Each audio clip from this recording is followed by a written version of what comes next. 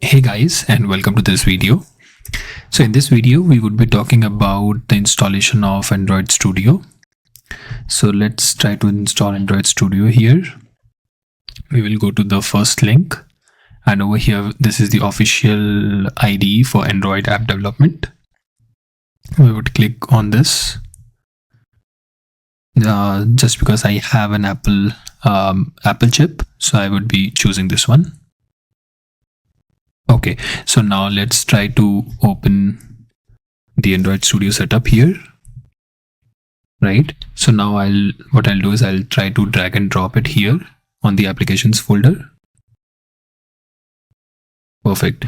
Now what I'll do is I'll double click on the Android Studio from the applications folder. I won't send certain datas. Okay, so over here I'll press next. I would do the standard installation. Okay, so I would make it as same as the existing settings that are there. Okay, I would accept the license terms and agreement here, and over here also I would accept. Okay, I would click on next. So now the Android Studio downloading of the components is finished. What I'll do is I'll click on finish here. So we have a lot of options here once the Android Studio is completed, right? So in the more actions, we can see like whether we need to set up a virtual device manager or SDK manager, or we can set up different plugins which are here. We can download and install it based on our requirement, right?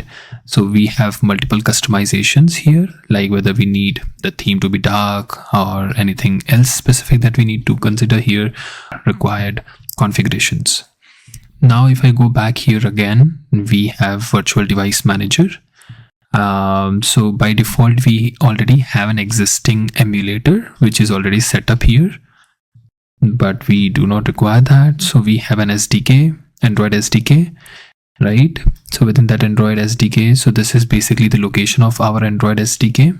So within this Android SDK, we can select any specific version or API level that we need to install for our emulator, and we can install that specific package. But please ensure do not install multiple, because it would actually slow down your computer to a very great extent.